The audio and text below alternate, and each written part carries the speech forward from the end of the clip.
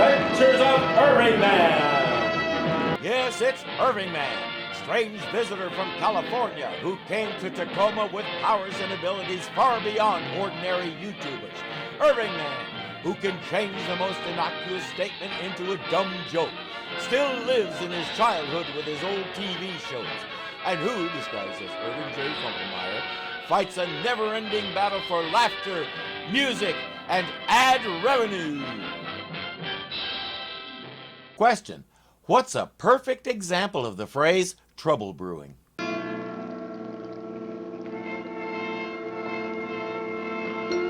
Answer: Jimmy with a chemistry set.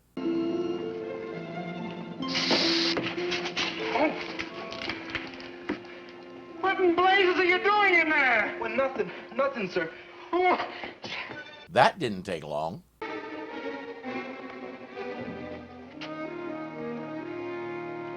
Neither did that. That's a fast-acting solvent you created there, Jimmy. We've seen Milton Frome multiple times here and in the Batman movie, but this will be his last appearance on Superman, and he has to make his exit in ruined pants. No, Superman, let him go. I ruined his pants, and it was all my fault. All right, Jimmy, anything you say. Clark Kent told me that you'd been fooling around with some chemicals. I just dropped in to see how much trouble you were really getting into. Well, I was developing a new soft drink, but it acted more like a flamethrower right out that window. Just be glad you didn't drink it. You'd have a hard time explaining to Perry why your face looks like that guy's pant leg, or why your middle looks like this. What's that? It's synthetic rubber. Jimmy, I hope you only used the chemicals that came in your set. No, I bought some extra stuff down at the chemical store. You did? What'd you use? Some of that stuff on the shelf over there. He couldn't tell you what he put in it, so it's no surprise when Superman has to grab it and shield it before it explodes. He begs Jimmy to take up something else. I wonder if he will.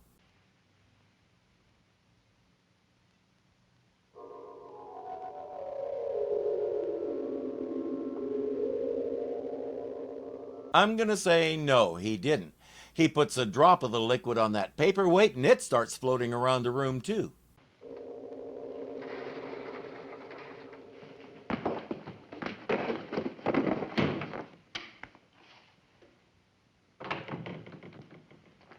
Were you looking for me, Olsen? No, I was, I just brought in the pictures of the beauty contest finalists. I see that. Now, what were you doing in my drawer? Jimmy can't weasel out of it, especially when Perry opens the drawer and his paperweight comes out by itself. All right, Olsen. What kind of unfunny practical joke is this? Practical joke? I don't know what you're talking about, Chief. So You know perfectly well what I'm talking about. This floating paperweight. Ah! Jimmy has to come clean. He's invented an anti-gravity solution. Put a drop on something and it floats, but the effect only lasts a few seconds. He hasn't sorted that part out yet. Olsen, this thing is something that you can't keep to yourself. The government has got to be told about this at once. Our side has to get this and find a way to weaponize it before the dirty commies do. I can make fun now, but when I was little, it was very real. We had air raid drills hiding under our desks while the sirens wailed at us. We learned all about how great America was and how other countries suffered under communism. The thing is, nobody ever told us what a communist was or even what an air raid was. They just made sure we were scared down to our socks of both. Major Osborne, this is Jimmy Olsen. how do you do, sir? This is Olsen? Now, see here, Mr. White, what kind of a... Major, let's not jump to any hasty conclusions. But this boy, Einstein was only 12 when he published his theory of relativity. he was 26. Age 12 is when he published his treatise on cooties. But I still don't see what that has to do with this. That's entirely beside the point. The fact remains that Mr. Olsen has discovered an anti-gravity fluid. His age is purely irrelevant. Well, all right. I've come this far and spent this much time. I might as well go all the way. This pompous snob has his mind made up that only an egghead college professor with hair growing out of his ears could come up with such a thing. Now he's going to have to go home and rethink his whole worldview. Aw, darn. Perry has a hypothesis about how this stuff works. Well, the way I look at it, gravity is a magnetic force. Now, we all know that opposite magnetic forces attract. Like poles repel. And it's my idea that Olsen has discovered a like force to gravity. Again, I have to say, Perry was going with the prevailing theories of the time. Now we know gravity isn't a magnetic force as we know magnetism. It's something else entirely. And the plain fact is, we don't really know what it is. Even Stephen Hawking spent a big chunk of his life trying to find what he called a unified theory of gravity. We can see it in action, we can predict how it's going to affect something, we can even calculate how strong it's going to be. But what is it and what makes it work? I figure if you have a theory about it, it's as likely to be right as anybody else's, and the reality is, it's possible we'll never sort it out. If we ever do, it could have huge implications for things like space travel, humans being able to fly, you name it. But for now, we have to depend on Superman for all that.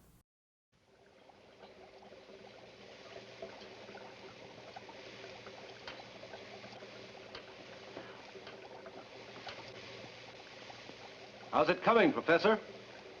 Slowly, Major. Slowly.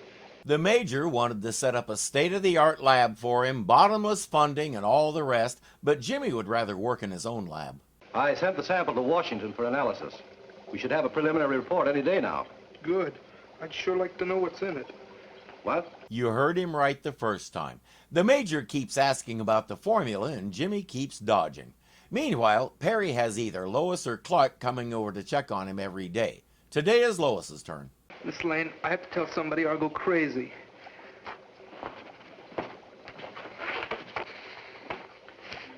I haven't the faintest idea what I'm doing. What do you mean? Well, I was fooling around with my chemistry set one day, trying to make a new kind of chocolate cake. Well, does it taste like chocolate cake? I mixed together some chemicals, some eggs, and some sugar. But you do know what you put in. No.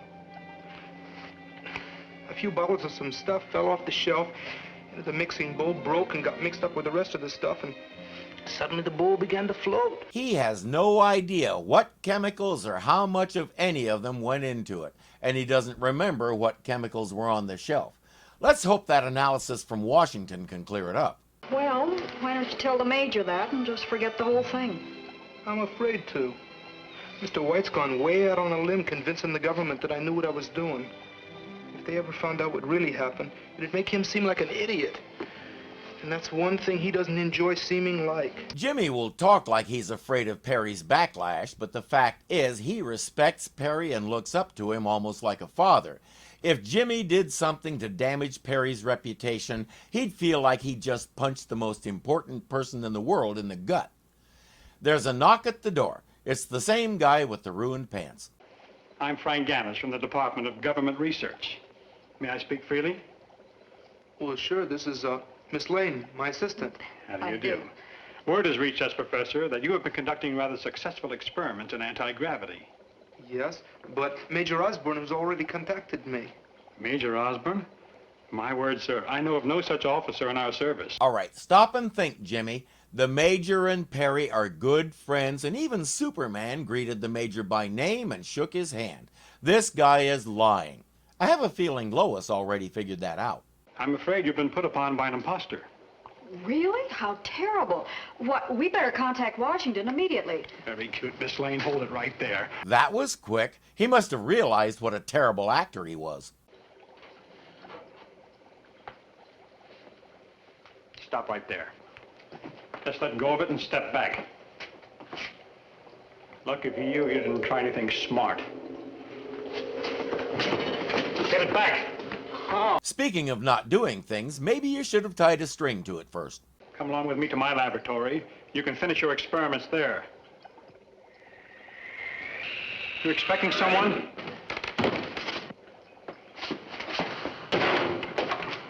Don't worry about him, Superman. Just get the jar of anti-grav and float it out the window. Superman was coming over to see how Jimmy was doing and got there at just the right time. Isn't that amazing?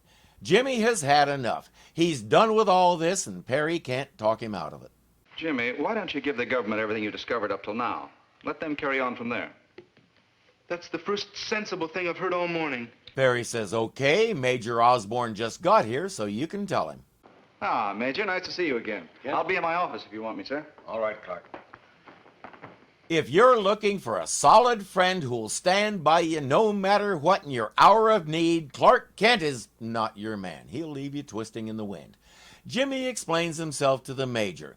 He's sure a team of trained government scientists can do this way better than he can. That's what I wanted to see you about. We've just completed our analysis of your anti-gravity liquid. Good. Then you have the formula. And that's just it. Well, we can break it down to most of its component parts, but the professor here seems to have accomplished some rearrangement of the atoms. We've been unable to duplicate. Your team of crack eggheads can't do it. He's told you in so many words he can't do it, but you're going to keep pressuring him to do something he already told you can't be done and that your own guys told you can't be done. You're government, all right. Of course, we can't force you to, but I just want you to know that your country will be eternally grateful. Major, if I thought I could be of any use... But think of what you'll accomplish.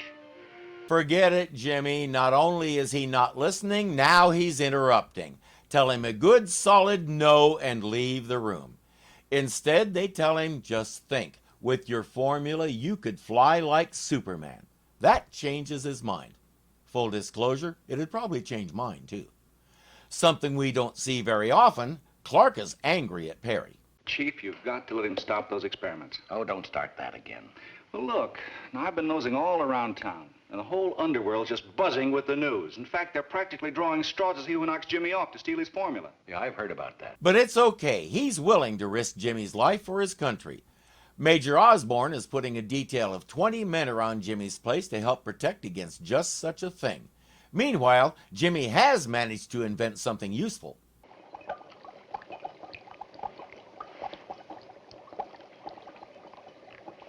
Cream and sugar, Miss Lane? No, thanks. Just black.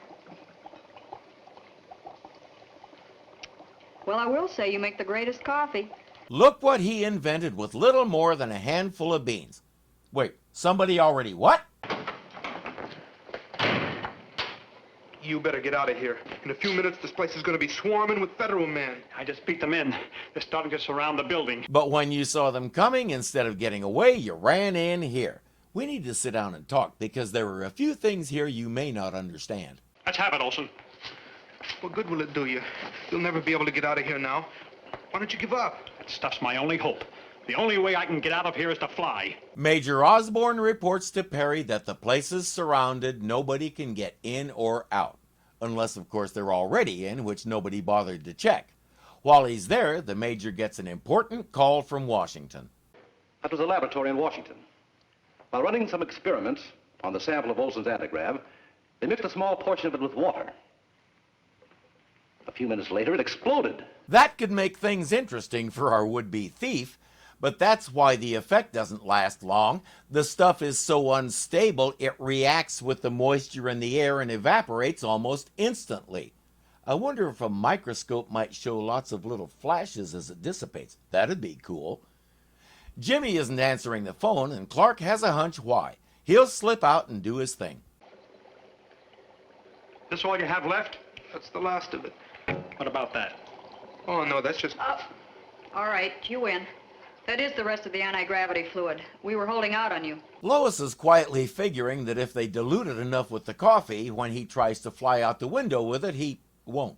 I'm gonna take this stuff and pour it all over myself and float out that window. And then 10 seconds later, you'll drop right into some soldier's lap. Great escape plan there, dude. For your sake, it better work. You're not floating anywhere. They say, this one time we didn't really need you. We diluted it with coffee. Superman quickly explains the problem. Here, Gannis, you wanted this.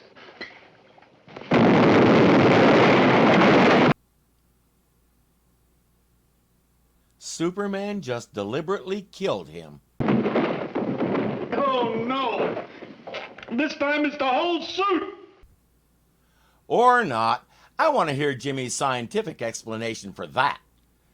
And Season 5 is in the archives. About midway through the season, I started getting the impression that in the absence of anyone we could genuinely call a supervillain, it's getting harder and harder to find things for Superman to do. In many ways, he's just too perfect. Finding a real challenge for him requires a lot more than this show had the budget to create. So we have Lois and Jimmy getting into mess after mess after mess so Superman can save them. For a while it almost got formulaic and I was starting to wonder. But in the midst of all that, we have stories like Mr. Zero or Jimmy Olsen Boy Genius or a kidnapped elephant. Just about the time it seems we're getting into a rut, we encounter a barber with near psychic powers. Overall, the writing in this show was top notch. 60 plus years later, we can look at it with an indulgent smile, but when you consider the time and what they had to work with, let's put it this way. There's a reason this show is still being aired today and why it's considered a classic, because it deserves all that and more. I'll see you later when we return for Season 6. Hey friends, if you enjoyed the video, please click the thumbs up button and let me and YouTube know it. If you're not subscribed yet, you know what to do. And remember, you can become a patron of this channel for as little as $2 a month. Thank you so much for watching, and I'll see you next time.